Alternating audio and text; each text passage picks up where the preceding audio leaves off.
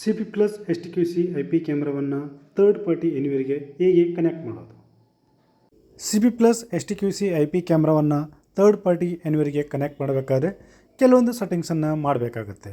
ಅದು ಯಾವುದು ಸೆಟ್ಟಿಂಗ್ಸ್ ಅನ್ನೋದು ಈ ಒಂದು ವಿಡಿಯೋದಲ್ಲಿ ನಿಮಗೆ ಎಕ್ಸ್ಪ್ಲೇನ್ ಮಾಡ್ತೀನಿ. ಈ ಒಂದು ಕ್ಯಾಮ್ರಾನ ಲ್ಯಾಪ್ಟಾಪಲ್ಲಿ ಕನೆಕ್ಟ್ ಮಾಡಿ ಲಾಗಿನ್ ಮಾಡಿ, ಸೆಟ್ಟಿಂಗ್ಸ್ ಮೇಲೆ ಕ್ಲಿಕ್ ಮಾಡಿ, ನೆಟ್ವರ್ಕ್ ಮೇಲೆ ಕ್ಲಿಕ್ ಮಾಡಿ, TCP IP ಮೇಲೆ ಕ್ಲಿಕ್ ಮಾಡಿ, ಇಲ್ಲಿ IP ಕ್ಯಾಮ್ರಾಕ್ಕೆ IP ಅಡ್ರೆಸ್ನ ಕೊಟ್ಟು ಸೇವ್ ಮಾಡಿ. ನಂತರ ಆಕ್ಸೆಸ್ ಪ್ಲಾಟ್ಫಾರ್ಮ್ ಮೇಲೆ ಕ್ಲಿಕ್ ಮಾಡಿ, ಇಲ್ಲಿ ನಿಮಗೆ ಆನ್ ಆಫ್ ಅಥೆಂಟಿಕೇಷನ್ನ ಆಫ್ ಮಾಡಿ ಸೇವ್ ಮಾಡಿ. ನೆಕ್ಸ್ಟು ಸಿಸ್ಟಮ್ ಮೇಲೆ ಕ್ಲಿಕ್ ಮಾಡಿ, ಸೇಫ್ಟಿ ಅಂತ ಬರುತ್ತೆ, ಸೇಫ್ಟಿ ಮೇಲೆ ಕ್ಲಿಕ್ ಮಾಡಿ, ಇಲ್ಲಿ ನಿಮಗೆ RTSP or TLS ಅಂತ ಕಾಣಿಸುತ್ತೆ. ಇಲ್ಲಿ ನೀವು ಅನ್ಚೆಕ್ ಮಾಡಿ, ನೆಕ್ಸ್ಟ್ ನೀವು ಕಂಪ್ಯಾಟಬಲ್ ಮೋಡ್ ಅಂತ ಸೆಲೆಕ್ಟ್ ಮಾಡಿ ಸೇವ್ ಕೊಡಿ. ನೆಕ್ಸ್ಟ್ ನೀವು ಅಕೌಂಟ್ಸ್ ಮೇಲೆ ಕ್ಲಿಕ್ ಮಾಡಿ, ಇಲ್ಲಿ ಆನ್ ಇಫ್ ಯೂಸರ್ ಅಕೌಂಟ್ ಅಂತ ಇರುತ್ತೆ. ಸೊ ಇದ್ರ ಮೇಲೆ ಕ್ಲಿಕ್ ಮಾಡಿ ಆ್ಯಡ್ ಯೂಸರನ್ನು ಕ್ರಿಯೇಟ್ ಮಾಡಬೇಕಾಗುತ್ತೆ.